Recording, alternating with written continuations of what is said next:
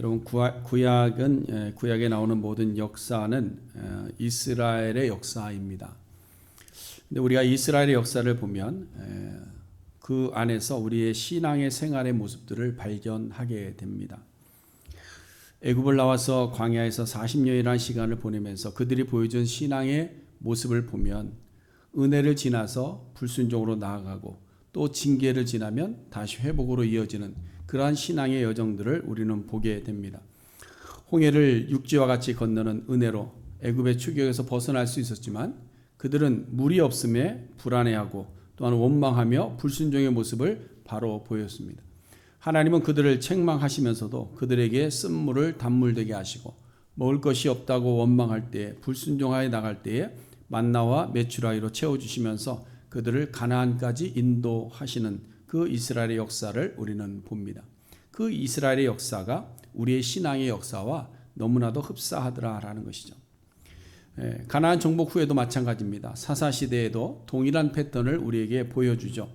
기업의 분배를 마치고 약속의 땅에서 평안을 누리게 되었을 때 그들은 어떻게 합니까? 이제는 다시 텐트를 거두며 텐트를 치는 그런 광야의 떠돌이 생활을 하지도 않아도 되는구나. 그러니까 그들이 안주하기 시작합니다. 그래서 하나님 앞에 범죄하죠. 그러면서 그들은 자기 생각에 좋은 대로 가기 시작한 겁니다. 하나님이 이때 주변에 있는 나라들을 보내서 징계하시죠. 그러면 또 이스라엘 민족들은 정신을 차리고 죽을 것 같은 위기를 스스로 극복하지 못하니까 하나님의 이름을 부르기 시작합니다. 그럼 하나님께서 어떻게 합니까? 또 사사를 세우셔서 대적을 물리치게 하시고 기업을 지킬 수 있도록 하시고 그들에게 평화로운 삶을 다시금 허락해 주시는 거죠.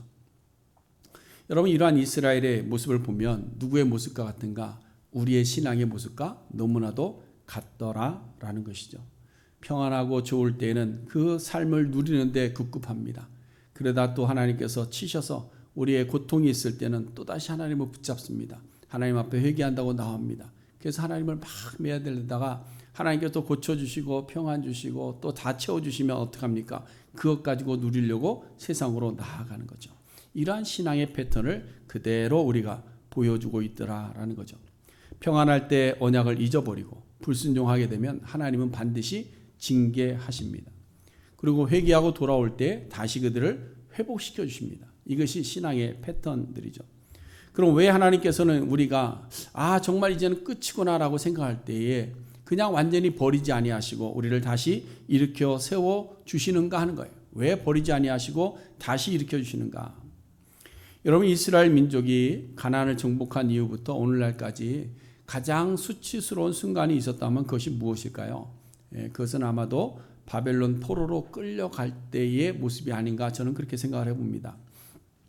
우리가 예레미야를 통독하면서 보았지만 북이스라엘은 그냥 아수르에게 한 번에 완전히 멸망당합니다. 그런데 남유다를 보면 온갖 수모를 다 당합니다.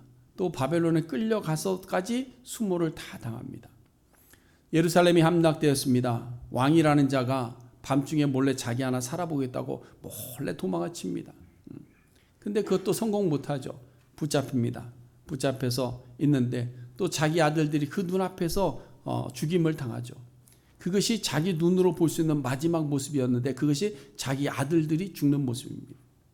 그 아들들이 죽고 나서 바로 시드기야는 두 눈이 다 뽑혀버리고 쇠사슬에 결박되어서 바벨론으로 끌려갑니다. 그리고 감옥에서 마지막 인생을 살다가 죽게 되죠. 그러니까 한 나라의 왕의 모습이 이렇게 비참하고 있으니까 그 민족 전체가 얼마나 고통스러웠을까 하는 겁니다. 나라가 무너지고 목숨 같은 성전이 함락되어지고 왕의 모습은 누더기처럼 변해가는 이런 모습을 보면서 남유다의 백성들이 더 이상 무슨 희망이 있었겠는가. 그뿐만이 아니라 자기들에게도 직접적인 어려움들이 왔죠. 3번에 걸쳐서 포로로 잡혀가게 되는데 왕족과 귀족들이 1차로 끌려가고 그 다음에 좀 쓸만한 기술자들이나 용사들이 있었는데 그 사람들 또 2차로 끌려가고 마지막에 그래도 좀 일할 수 있는 사람들 남아 있었는데 그 사람마저 다 잡아갑니다. 그리고 남은 사람은 별로 데려가야 쓸모없는 사람들만 남아 있는 거죠. 그러니까 이 정도가 되면 정말 밑바닥까지 다 보인 겁니다. 더 이상 희망이라는 것을 찾아볼 수 없는 상황이죠. 그럼에도 불구하고 하나님께서는 여기서 이스라엘 민족을 끝내지 않으신다는 거죠. 남유다를 다시 회복시킨다는 겁니다. 그것이 바로 오늘 본문의 내용입니다. 하나님께서 이스라엘 백성들을 그럼 왜 회복시켜 주시느냐? 왜? 회복시키실 때는 이유가 있습니다. 그렇지 않습니까? 우리가 누구를 도울 때도 이유가 있잖아요. 그렇죠? 이유가 있습니다. 그 답은 뭐냐? 하나님께서 맺으신 언약 때문이다라는 언약. 그래서 언약이 중요한 겁니다. 언약이라는 말은 하나님과 맺은 언약을, 약속을 이야기하는 겁니다. 하나님과 맺은 약속. 성경에 보면 대표적인 5가지 언약이 나오는데요. 짧게 말씀을 좀 드리자면 첫 번째가 하나님은 창세기 9장에서 노아와 맺은 노아의 언약입니다. 사람이 땅에 번성합니다. 사람이 모이기 시작하니까 세상은 어떻게 됐어요? 죄로 물들어갑니다. 그 죄의 모습을 창세기 6장 5절에 이렇게 이야기하죠. 사람의 죄악이 세상에 가득함과 그의 마음으로 생각하는 모든 계획이 항상 악하게 되었다. 생각부터 계획까지 그리고 행동하는 것이 다 악해져 버린 겁니다. 이렇게 타락한 세상을 하나님께서 그냥 두고 보시지 못하니까 심판하기로 결정합니다. 그런데 그 중에 한 사람을 살리죠. 노아를 살립니다. 그리고 노아를 통해서 그의 가족을 살리고 나서 그들과 언약을 맺는 겁니다. 내가 다시는 물로 세상을 심판하지 않겠다. 이것이 무지개의 언약이죠. 그 다음에 나오는 언약이 이제 아브라함과 맺은 언약입니다. 갈대아 우르에서 우상을 만들고 있던 데라의 아들 그 아브라함을 하나님께서 부르십니다. 그리고 가나안으로 이주하게 하시고 그 땅에서 아브라함과 하나님께서 언약을 맺은, 뭐라고 맺으십니까? 내가 너로 큰 민족을 이루고 내게 복을 주어 내 이름을 창대하게 하리니 너는 복이 될지라. 복이 될지라. 이것은 온 인류가 저주받은 상태에서 복이 될 수 있는 길이 열리는 겁니다. 복이 될 수 있는 길이 열리는 거죠. 그 다음에 이제 출애굽기 19장에 가보면요, 이스라엘 백성들이 시내산에 오래 머물게 됩니다. 거기서 하나님과 언약을 맺습니다. 시내산에서 하나님께서 이스라엘 민족에게 말씀합니다. 나는 너희의 하나님이 되고 너희는 나의 제사장 나라가 될 것이다. 이스라엘 민족을 선택하시는 언약입니다. 여러분, 우리가 금년의 표어로 삼고 있는 붙들고자 하는 언약이 어떻게 보면 이 시내산 언약과 비슷한 것이죠. 하나님은 우리의 하나님이 되시고 우리는 하나님의 나라가 되는 것. 그것이 우리가 붙잡아야 될 언약입니다. 우리는 하나님의 백성입니다. 하나님의 제사장 나라입니다. 그리고 그것을 우리가 기억하는 것이죠. 그것을 우리가 기억하는 겁니다. 그 다음에 성경에서 하나님께서 택함 받은 자, 자기 백성들과 맺은 언약이 또 있습니다. 그게 뭐냐면 다윗 언약이다라고 하죠. 다윗 언약은 다윗의 혈통을 통해서 왕위가 견고해질 것을 언약으로 맺는 겁니다. 이 언약이 중요한 이유가 있습니다. 그건 뭐냐? 그 언약의 마지막 끝이 누구냐면 바로 예수 그리스도이기 때문에 그렇습니다.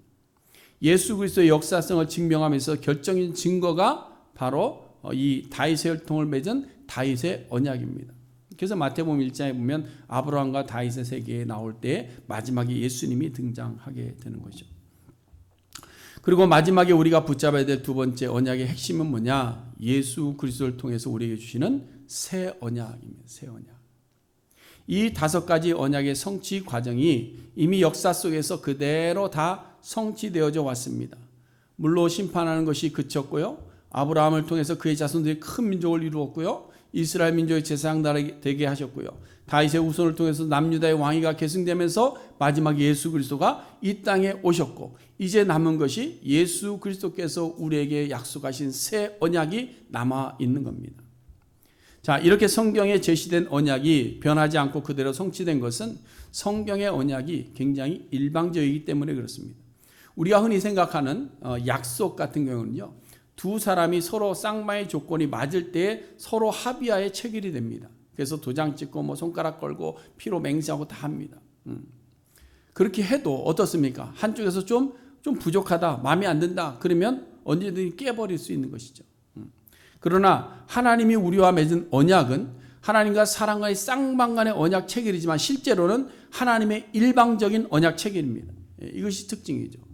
그래서 깨어질 수가 없다라는 겁니다. 하나님은 변함이 없으시고 시건치 아니하시고 이루지 못하는 일이 없는 분이기 때문에 하나님께서 한번 맺은 언약을 하나님께서 깨시는 일이 없다라는 거예요. 없다. 그럼 문제는 뭐냐? 언약 관계에 있으면서도 언약을 붙들지 않는 우리들의 문제는 있더라라는 거예요. 우리들의 문제는 있다.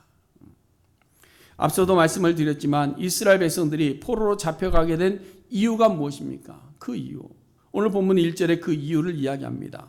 계보의 작성이 마치고 이제 회복을 위한 첫걸음인데 가장 먼저 하는 말이 유다가 뭐함으로? 범죄함으로 말미암아 바벨론으로 사로잡혀 갔다. 이스라엘 역사를 통해서 보면 알 수 있지만 하나님께서는요, 아무리 언약 관계에 있다 할지라도 죄에 대해서만큼은 그 죄의 값을 반드시 물으시더라라는 거예요. 물으시더라. 자, 보세요. 하나님이 이스라엘 백성들을 가나안으로 인도하시겠다고 약속하셨어요. 약속하고 애굽에서 이끌어내신 겁니다. 그러나 그들이 하나님의 약속을 의심합니다. 불평합니다. 원망합니다. 우상을 섬기기도 합니다. 그것 때문에 하나님 어떻게 하셨습니까? 진노하셨죠. 그 죄의 값을 치르게 하셨습니다. 그래서 죽임을 당하기도 하고, 가장 눈에 보이는 것이 뭐냐? 바로 한 일주일이면 충분히 왔다 갔다 할 수 있는 그 거리를 40년이라는 시간을 돌게 하신 거죠. 왜? 불순종 때문에. 믿음이 없기 때문에. 이것은 하나님께서 언약의 백성이라고 해도 죄가 있음에도 그냥 덮어두시지는 않더라라는 겁니다. 우리가 지난주에도 보았습니다. 다윗 시대에 있었던 3년 동안의 기근도 있었어요. 기근. 그 이유가 뭐라고 그랬습니까? 사울이 기브온 사람들과 약속을 깨고 그들을 죽였던 일 때문에. 그래서 이스라엘 전체에 기근이 임하는 징계가 있었던 것이죠. 또한 사울 역시 사울은 남아있던 모든 자녀들을 다 잃어버리죠. 무비보셋을 제하고 다 죽임당합니다. 자, 이렇게 하나님께서는 죄에 대해서 철저하게 심판하십니다. 우리도 범죄했을 때 하나님은 우리에게 채찍을 드십니다. 그렇죠? 채찍을 드셔요. 여러분, 우리가 하나님의 뜻대로 살지 않고 죄악 가운데 있는데 멀쩡하면 그건 뭘까요? 하나님의 채찍이 없는 거예요. 그러나 우리가 하나님의 말씀을 어기고 하나님의 뜻대로 살지 않고 우리가 내 생각대로 살고 내 욕심대로 사는데 하나님께서 채찍질을 하시면 그것은 하나님이 나를 사랑하신 줄로 믿으면 됩니다. 여러분, 심판으로 하나님께서는 우리에게 늘 죄를 깨닫게 하시는 거예요. 죄를 깨닫게 하는 겁니다. 근데 심판으로 그치지 않고 더 놀라운 것은 뭐냐? 그럼에도 불구하고 언약의 관계에 있는 하나님의 백성들은 끝까지 그 언약을 성취하기 위해서 붙잡으시더라라는 거예요. 당시 남유다 백성들의 죄가 얼마나 심각했는가.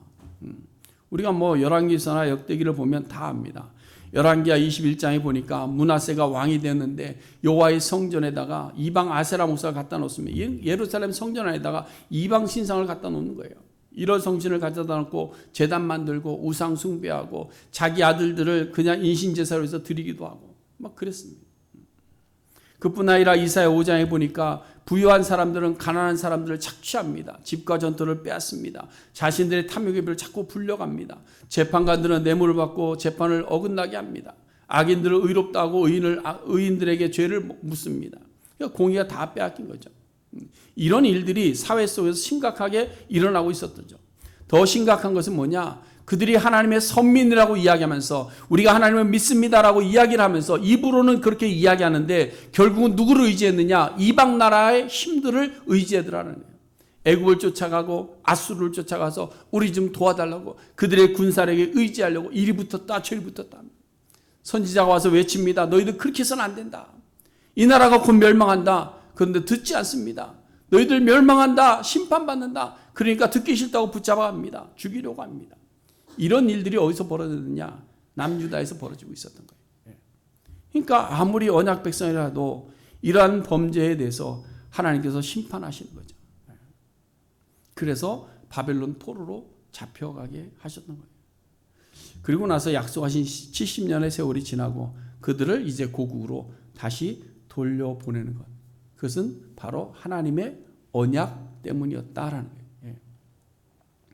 여러분, 이것이 무엇을 교훈하는가 하면 하나님께서는 죄에 대해서 채찍을 드시고 징계를 내리시는 분이십니다.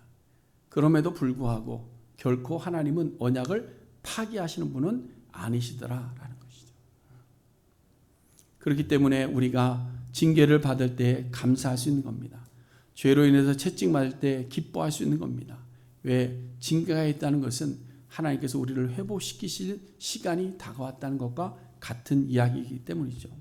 우리가 역대기를 읽으면서 가장 힘들어하고 가장 지루해하는 것이 뭘까요? 그게 뭘까요? 이름입니다. 이름. 읽기 힘들잖아요. 이름. 근데 족보 이제 거의 다 끝났어요. 9장에서 다 끝났습니다. 읽기 어려운 부분 지나갔습니다. 근데 앞으로 또 역대기에 보면 사람들의 이름이 많이 등장을 하긴 합니다. 그런데 여러분, 역대기에 나오는 이름들처럼 하늘나라 생명책에도 이름이 적혀진다는 사실을 기억하시기 바랍니다. 이름이 우리가 읽기 힘들다 할지라도 이름이 중요하다라는 거예요. 이름이 중요하다. 그럼 우리가 학교 졸업식 가면 마지막 졸업장 수여식 할 때 어떡합니까? 이름 하나씩 다 부르잖아요. 그렇죠? 다 부릅니다. 몇백 명이 돼도 그 이름을 다 부릅니다. 근데 여러분 지루해하나요? 그 시간에? 그렇지 않아요. 저도 저희 아이들 졸업할 때 이렇게 가보았는데요. 그때 무슨 기분이 들었냐면 천국에서 우리의 이름이 불리는 그 순간 같았어요. 그 순간. 한 사람 한 사람 이름이 불려집니다. 그때마다 어떡합니까? 내 자식이 아니라도 옆에서 같이 축하하고 또 내 자식이 이름이 불려지면 막 환호하고 뭐 미운 보니까 또 뭐 폭죽도 터뜨리고 아직 이름이 불려지지 않은 가족들도 내 자녀의 이름이 나올 때까지 그 순서를 세어봅니다. 몇 명 남았다, 몇 명 남았다, 이제 몇 명 지나갔다. 저희 아이들은 라스트네임이 S니까 한참 뒤에 항상 저 뒤에. 근데 A부터 시작해서 계속 카운트하고 있었어요. 저는 몇 명 남았다, 몇 명 남았다. 가슴 졸이면서 한 명 한 명 지나갈 때마다 불려지는 아이들의 이름 앞에 모든 사람들이 함께 환호하는 그 모습을 보면서 천국에서 우리의 이름이 불려질 때 천사들이 우리의 이름이 불려질 때 환호하겠구나.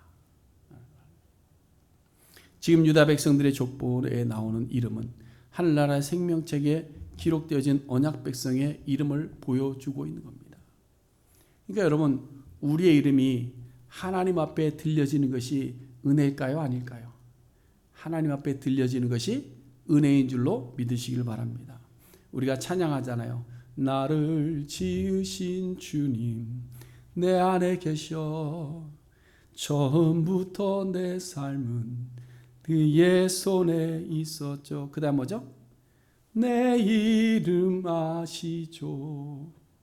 내 모든 생각도 내 흐르는 눈물 그가 닦아주셨죠. 내 이름을 아시는 분은 나와의 언약의 관계에 있음을 우리가 믿어야 됩니다. 하나님이 우리의 이름을 아신다는 것은 우리와 언약을 맺으시고 우리가 그의 언약 백성 되었다라는 겁니다. 그렇기 때문에 우리의 흐르는 눈물을 누가 닦아주시냐? 우리와 언약을 맺으신 그 하나님께서 닦아주시는 줄로 믿습니다. 이스라엘 백성들은 그들의 조상 야곱이 기근 때문에 애굽으로 이주해 갔습니다. 그곳에서 노예의 신분을 가지고 온갖 고난과 고통을 다 당하면서 살았습니다. 그들이 흘린 눈물을 우리가 어찌 다 헤아릴 수 있겠습니까? 400년이라는 시간이에요. 우리 민족은 몇 년이에요? 30몇 년이죠. 그렇죠? 일본의 식민 통치를 받을 때 우리의 선조들은 얼마나 많은 눈물을 흘렸어요. 근데 그거에 10배나 됩니다. 10배.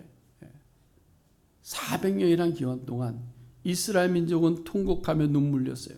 그래서 출애굽기 2장에 보니까 하나님이 그들의 고통 소리를 들으셨다. 그리고 그들을 애굽에서 자유케 하셨는데 그 이유를 이렇게 기록합니다. 하나님이 아브라함과 이삭과 야곱에게 세운 그의 언약을 기억하사 이렇게 돼요. 그의 언약을 기억하사. 하나님께서는 언약 백성을 기억하시고 언약 백성을 포기하지 않으시는 분임을 믿으시기를 바랍니다. 지금 포로 생활에서 돌아온 유다 민족도 마찬가지입니다. 바벨론에서 70년 포로 생활하면서 얼마나 많은 눈물을 흘렸겠어요. 우리가 잘 아는 나부코라는 오페라가 있습니다. 거기 보면 유명한 곡이 나오죠. 히브리 노예들의 합창입니다. 제가 오늘 아침에도 그 부르는 찬양을 그 오페라 영상을 다시 한번 보고 왔는데요. 그 오페라 가수들이 벽 위에 쫙 섰습니다. 서 있는데 반주 나올 때부터 마지막까지 그들의 표정과 그들의 삶, 이렇게 모습 속에서 그들의 고통이 담겨져 있는 거예요. 그것만 보고 있어도 눈물이 날 정도로 처음 시작부터 나오는 노래가 굉장히 구슬픕니다. 따라. 처음부터 그 소리를 들으면 힘있게 나오는 부분이 없습니다. 힘찬 부분은 희망찬 그 날개를 치고 올라가는 그날을 기대하는 것. 그때 외에는 소리가 다 잔잔하게 죽어갑니다. 정말 피죽도 못 먹은 사람들처럼 쓰러져 가면서 부르는 노래. 어떤 부분이 이런 부분이 딴딴딴 이런 부분이 있어요. 멜로디가. 그건 꼭 뭐 같으냐면 제가 느낄 때는 힘이 없어서 넘어지는 그 과정, 꺾이는 과정처럼 보여요. 왜 이런 오페라와 가사들이 나왔을까? 바벨론의 포로로 잡혀가 있었지만 그들은 회복의 희망을 잃어버렸습니다. 언약에 대한 간절함이 있는데 아무것도 보이질 않는 거예요. 절망 가운데서 그날을 고대하면서 그날을 바라보면서 그날에 오기만을 소망하면서 그러듯 살았다는 거예요. 눈물 속에서. 사랑하는 성도 여러분, 여러분들은 나의 이름이 하늘나라 생명책에 기록되어 있음을 믿으십니까? 나는 하나님의 언약 백성임을 여러분으로 확신하고 사십니까? 그렇다면 우리는 범죄한 일에서 돌이켜야 됩니다. 돌이켜야 돼요. 범죄함으로 받게 된 하나님의 채찍에 여러분 감사하셔야 됩니다. 우리의 범죄함을 알게 하시는 성령의 음성 앞에 가슴을 치며 회개할 수 있는 성도가 되어야 됩니다. 그래서 우리가 금년에 목표로 하고 있는 4가지 실천 덕목이 있습니다. 기억하시는지 모르겠어요. 좀 제발 좀 기억해 주시기 바랍니다. 4가지 있습니다. 4가지. 그 중에 4번째가 돌아섬입니다. 내 이름으로 일컫는 내 백성이 그들의 악한 길에서 떠나 그랬습니다. 악한 길에서 떠나는 겁니다. 하나님의 이름 아래 그의 자녀된 자의 자로 계보에 올라있는 언약 백성들은 그들이 행하고 있는 악한 길에서 떠나야 되는 거죠. 그 악한 길에서 떠나지 않으면 우리는 회복의 길이 없는 겁니다. 언약 백성이 아니면 악에서 떠나려고 하지도 않습니다. 어려움이 있고 죄에 대한 책망도 없고 그냥 언약이 나와 무슨 상관이냐 무시하며 버릴 겁니다.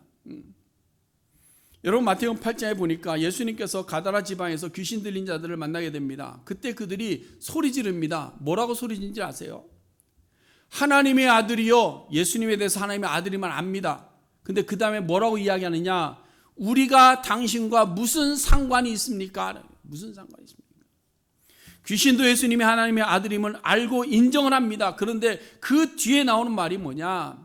당신과 내가 무슨 상관이 있냐? 나 좀 그냥 내버려 둬라. 이 얘기하고 있는 거예요. 여러분 오늘날에도 우리가 말씀을 듣습니다. 예수님이 하나님 되심을 우리는 지식적으로 알고 있습니다. 근데 그의 말씀 앞에 우리는 귀를 닫아버리는 거예요. 왜 그럴까요? 그것이 나와 무슨 상관이 있습니까? 라는 거예요. 말씀을 들어도 목사님 그게 나와 무슨 상관이 있어요? 라는 거예요. 무슨 상관이 있어요? 여러분 언약 백성은 하나님의 말씀이 나와 상관이 있어야 되는 거예요. 상관이 있어야 되는 겁니다.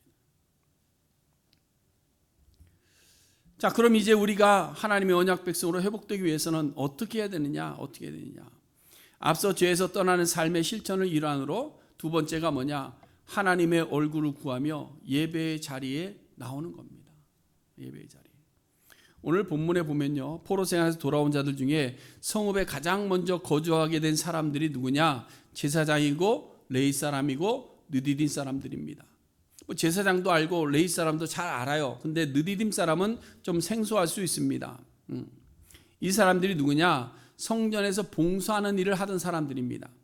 대부분의 이 사람들은요 이스라엘 사람들이 아닙니다. 이방인들이에요. 대표적인 느디딤 사람이 누군가 하면요 지난주에 언급된 그 여호수아를 숙이고 가나안 땅에 남아있게 된 그 기브온 사람들이 바로 이 느디딤 사람들입니다. 그래서 그들이 성전에서 물 깃는 일과 나무 패는 일들을 했죠. 그들만이 아니라 또 미디안 전쟁에서 포로로 잡혀온 사람들이 있습니다. 미디안과 전쟁이 있었는데 그 전쟁에서 잡혀온 사람 중에 50분의 1, 320명을 성전에서 레위인들이 일을 할 때 부릴 수 있도록 주었습니다. 그 사람들이 바로 누구냐? 느디딤 사람들이에요. 이 느디딤 사람들이 이스라엘 민족이 아님에도 불구하고 성경에 아주 중요하게 등장을 합니다. 또 에스라서와 느헤세에 보면 이방인임에도 불구하고 그들의 이름이 아주 구체적으로 기록되어져 있습니다. 이렇게 제사장과 레위인과 느디딤 사람들이 가장 먼저 자리를 잡았다는 것을 왜 오늘 본문에다 기록하고 있느냐? 모든 회복의 첫 자리가 어디라는 거예요? 예배의 자리라는 거예요. 예배의 자리. 여러분, 예배의 자리라는 것이 그냥 주일날 한번 이렇게 만나는 이런 예배 자리도 있지만요, 그것보다 더 중요한 건 뭐냐? 하나님과 내가 만나는 자리가 예배의 자리예요. 어느 자리든지 간에 하나님과 내가 만나는 자리, 그 예배의 자리가 회복되지 않으면 우리는 언약과 상관없는 사람이 되고 마는 겁니다. 바벨론 포로 생활에서 돌아왔을 때 있었던 일들은 우리가 에스라와 느헤미야에서 더 구체적으로 볼 수 있습니다. 거기도 보세요. 에스라서와 느헤미야서에서 포로 생활에서 돌아왔습니다. 백성들이 가장 먼저 회복한 것이 뭐예요? 온 힘을 다해서 쏟은 것이 뭡니까? 절기 회복하죠, 성전 회복하죠, 성벽 회복하죠. 그 다음에 자기들이 드리는 예배를 회복하는 거예요. 그 다음에 자기의 기업들을 돌아보는 겁니다.